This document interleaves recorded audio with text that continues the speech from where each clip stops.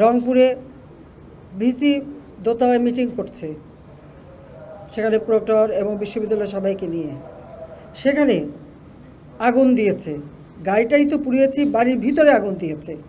Police যখন উদ্ধার করতে গেছে পুলিশের উপরে হামলা করেছে। হ্যাঁ, পুলিশের গুলিতে একজন মারা গেছে। যেই মারা যাক, সে তো বাবা মার সন্তান। আমরা সেজন্য সত্যি দুঃখ প্রকাশ করি। এবং তার বাড়ি রংপুর পীরগঞ্জ, ওখানে আমরা যাতে তার কাফন দাফন সব কিছু ব্যবস্থা করে দিয়েছিলাম। ছাত্রলীগের কয়েকজন নেতাকর্মীকে কিভাবে হত্যা করেছে। চট্টগ্রামে 6 তলার উপর থেকে ছুঁড়ে ছুঁড়ে নিচে ফেলেছে।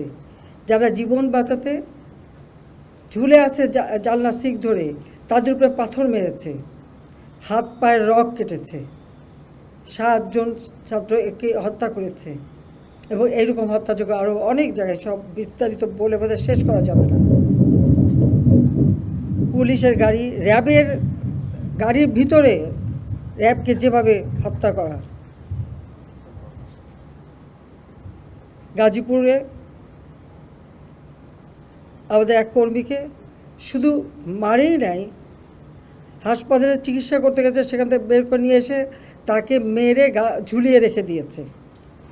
পুলিশ সেই উত্তরা ইসলামী হাসপাতাল চিকিৎসা করতে গেছে আহত পুলিশ, তাকে হাসপাতাল থেকে টেনে বের করে রাস্তায় ফেলে তাকে সেখানে কুপিয়ে কুপিয়ে হত্যা করেছে। পুলিশকে মেরে ঝুলিয়ে রেখেছে।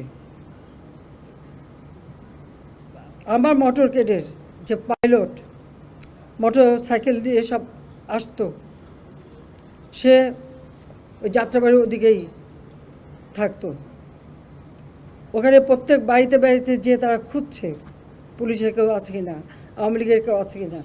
ও যখন ওখান থেকে বের হয়ে আসছিল কাজে যাবে, তাকে সেখানে মেরে ফেলে রেখে দিয়েছিল।